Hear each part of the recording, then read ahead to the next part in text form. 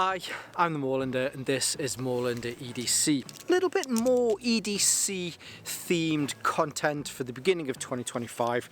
The good people at OKnife got in touch and asked if I'd like to have a look at their Utility Knife Pro.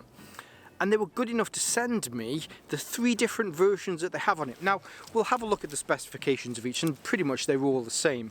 But what they have are 3 different versions as far as the handle scales that come with these, which are all very cool and very unique in their own unique particular way.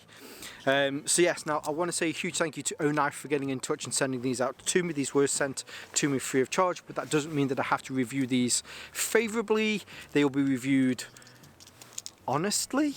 Yeah, honestly is probably the right way to say it. And I think if anything we should probably just turn the camera around and take a closer look. So here we have the 3 Utility Knife Pros. Now just I suppose a little thing, if I refer to this as the utility knife and forget to mention the pro bit, I'm just old, so I apologise for that in advance. But this is the OKnife Utility Knife Pro.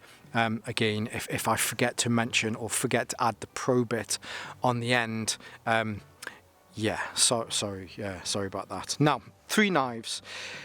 Now I say 3 knives, really essentially it is one knife. These are all the same knife, but cosmetically here you'll see that there are 3 different variants of it. Now quickly to start off with, just to go through the similarities between all 3 of these. As far as the measurements are concerned, they're all exactly the same. So closed like this comes in at 92 millimeters, well 92.9 millimeters, let's call that 93. As far as the width is concerned, it comes in across the face here, it comes in at 32 millimeters, and the depth of these comes in at 15.2 millimeters. I may have skipped my notes unfortunately, but so I'll leave a note down here to say exactly how long these are when they are open, but they are the closed measurements that we have there. They all weigh roughly the same. There is a slight variance between them, whether you're going for the micarta or the carbon fibre version, but they all come in roughly around 85 grams or 3 ounces. The main construction of all of these is exactly the same, so they're all made from a tough steel. The blade that these are made from an SK5 material. Now SK5 is new to me, but I had a little bit of research into that. It's a fairly common material that is used for blades. I'm struggling with my words today. What's this called? This is called a razor blade or a utility knife blade, isn't it? Rather than as you would normally get with another knife where you've got the actual blade stock that would be the full construction of the knife when that comes out. Now getting on to the major difference, which I've kind of alluded to a few times here, but hopefully you'll see that there are 3 different materials that these scales are made from all on the 3 examples that we have here. Now these are the 3 I say 3 examples, but these are the 3 that you can currently purchase. The one here on the left hand side, this has a carbon fibre scale, and there are 2 of those. It does have metal liners in there to make sure that it stays nice and tough. There's a little bit of give in them, but at the end of the day, it's no different than you would get in any other knife. But hopefully in there you can see the metal liners on the inside. Next to that we have the G10 version. This I know it was quite popular a few years back, but it's still kind of cool to see that it's still reasonably popular now. So the G10 liner on here has that Homer Simpson donut look to it, and then the last one. Now I don't. Okay, I do have a favourite of all of these. This one is probably my favourite of the 3. So this is using micarta. The micarta on here is super silky. So you know how sometimes when you get micarta and whatever they do to it, they brush it or they put a finish on it so that it feels like G10. You can almost feel if you lightly run your fingers over here, you can almost feel the fibers coming through. Again, I don't know what they've done to it, whether they buff it in such a way so that the resin between the fibers comes out a little bit so that you get that kind of nice feel to it. But that is the main reason of the three of these. This is the one that I have been carrying the most of these three variants. Now, it might be useful for me to add this at this point. As far as legality here in the United Kingdom, these are not illegal knives. These are perfectly legal to own, and there are no restrictions as far as owning these. Because there is a locking mechanism on here, all three of these have a crossbar locking mechanism here. It does limit how these can be carried in public. Well, actually, you shouldn't be carrying these in public.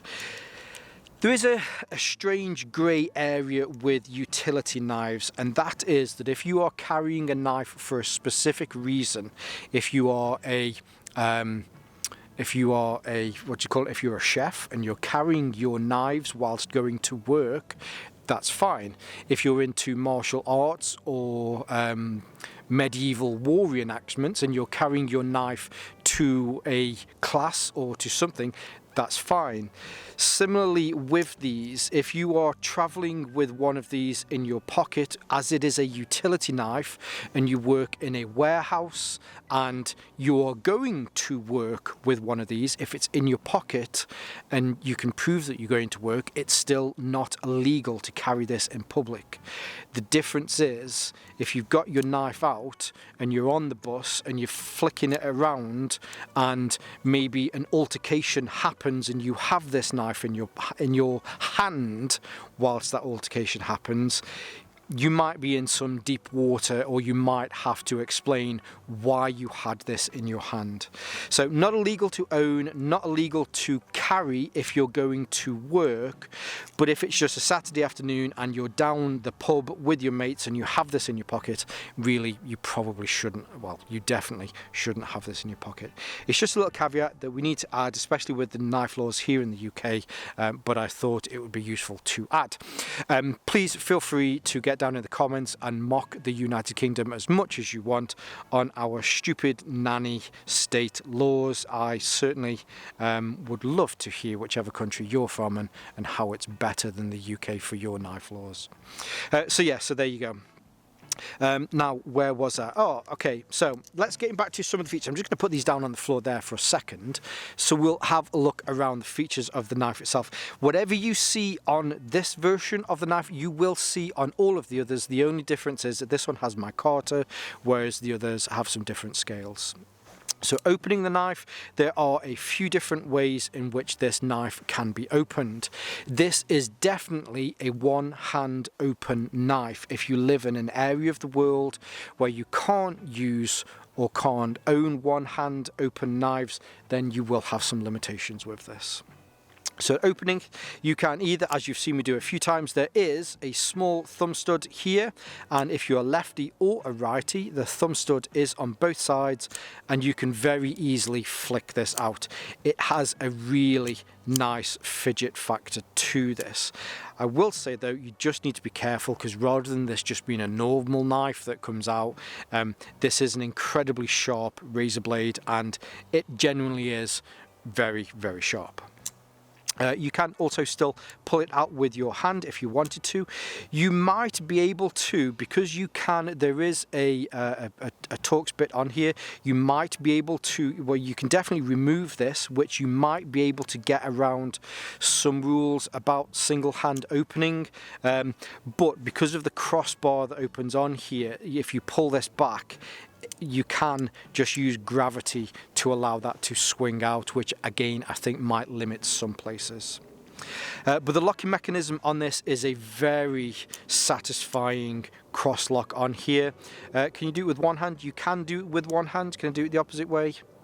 Might just be because, let's see if I can do it. No, so if I try and pull this side, it doesn't go down as easy, whereas if I try to pull this side, it does go down as easy.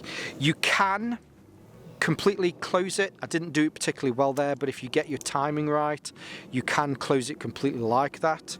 When you are closing it, although there isn't a detent on this, when it gets to about here, there is a little bit of friction in there. When it gets down to around about kind of 7 o'clock here, you will notice that the bar will push forward and it will suck in the knife into there, which is nice. I don't know whether you'd call that a safety feature, but it will close in. Now when it's open, if you want to change your blade, so the blades that come with these are reversible blades, so I guess you get two sides out of every one, but to take the blade out, you just need to untighten this screw here, and then that will allow you to take it out. The 2 or 3 pins that you get in safety blades like this, it will allow you to then take it out, put it in, and then you'll be able to put it against back in there, screw it in, and then you're good to go for some more cutting on there. Across the back here, so here is the spine of the handles. This is where those metal, you do get the metal runners on the inside, and then there is a small bit of jimping here at the top, so that if you want to get some purchase on this, if you're doing some, well, whatever it is that you're doing, then you can do. It's not particularly aggressive knurling, I will say that. It allows some friction, but if there was anything that I would change about this, I would probably make this knurling just a little bit more aggressive so that your thumb doesn't move forward. But in some respects, a lot of people would say that that's actually better because it makes you think more whilst you're using your knife, because you know that there's a potential of it sliding there. Through the actual scales themselves, there is a finger choil here at the front, so you can press your finger into there, and that will definitely stop that from moving forward.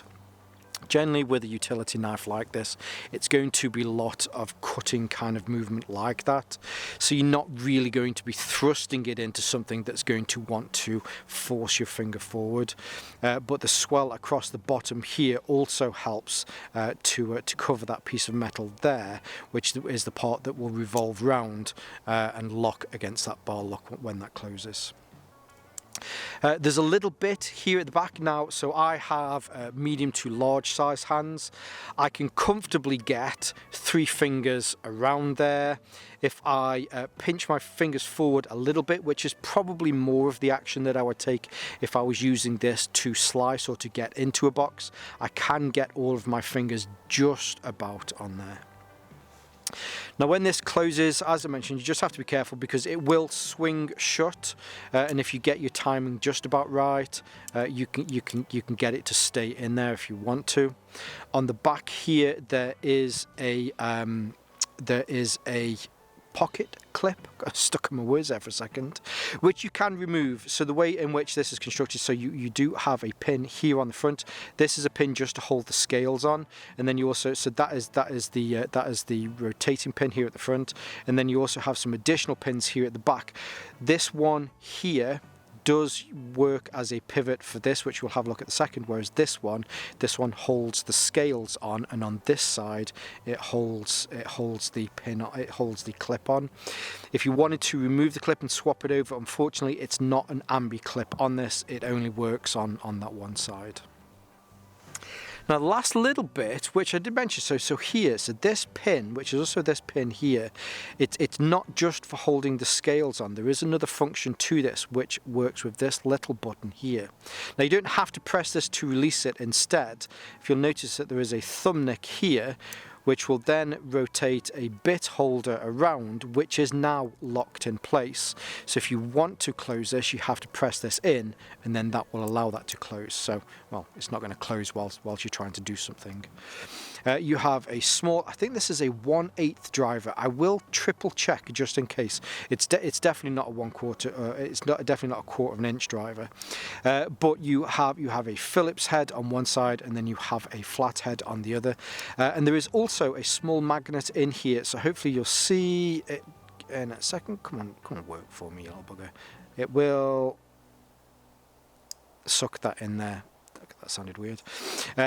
But yes, so when that's not in use, you can close it up. So rather than just being a utility knife that is designed for cutting and slicing, if it is that you need to do a little bit of work for something where you need a small screwdriver, then it has that as well, which I think is a nice little feature. Now, both these other knives, if I just pick these up for a second, all of the things that we've seen on here, so they both open in exactly the same way. They both have that crossbar, or all three of those, and they all have this little screwdriver or bit holder here down on the end. And yeah, all in all, a nice little utility knife pro. Now, I'd definitely say when it comes to utility knives, I think the difference between a dedicated utility knife and a folding knife, which I know, oh, you're probably thinking, well, surely they're exactly the same. Yes, I guess they're the same. They have a similar function, you know, you cut things with them, and that's what we do with these tools. The beauty of these being that you don't necessarily have to be a master whetstone enthusiast to be able to resharpen one of these. Certainly if you're after something that you work in a certain profession where you use a utility knife, you use it on a daily basis, and you're just after something that's just a little bit more special than your colleague's utility knife, I think these are great examples of what utility knives can be. Coming from Olight, or OKnife, I guess, an offshoot of Olight. It's cool to see the other areas of EDC and this kind of niche that we're all in, that they're starting to come out into. I know we've got the O-Pen, and there's other areas as well, the O-Sight, which hopefully I'll be seeing more of this year as well. So yes, very cool utility knives, or utility knife pro, as they say. Now again, I mentioned this at the beginning, I do want to say a huge thank you to OKnife for sending these out to me. I'm under no obligation to make an absolutely amazing, I mean, I tend to make amazing pieces of content, that goes without saying, but I'm certainly under no sort of obligation for that with them. I always struggle with this. Oh, how do you say it? I'm not under any obligation to review them positively, but for my own integrity, I like to review them fairly. I think that's the best way. I'll try and remember that for the future. So yes, a huge thank you to OKnife for sending these out to me. Of course, I'll leave some links below so that you can see more from these three knives and utility knives, and OKnives, other products, Olight's products, and you know, all of that kind of umbrella company. I'll leave those below. I'll also leave some of my social media links to here on Moorlander EDC and my sister channel Moorlander Tactical. And whether you're watching this on YouTube or Rumble, as always, stay safe, stay Moorlander, and stay EDC. It's cold. It's not too cold. Just a bit cold. Where have I put them? That's one. No, that's my keys. I knew I'd do that.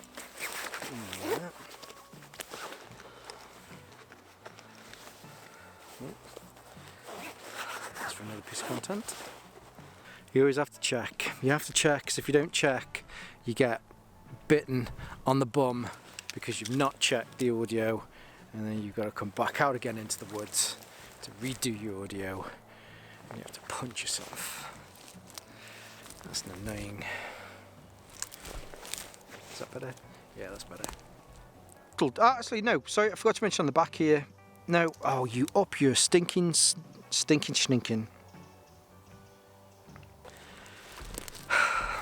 Note to self, don't ad-lib. Even though this isn't scripted, because I can't stick to scripts. Yeah, anyway. The sun's going down really quickly. I'm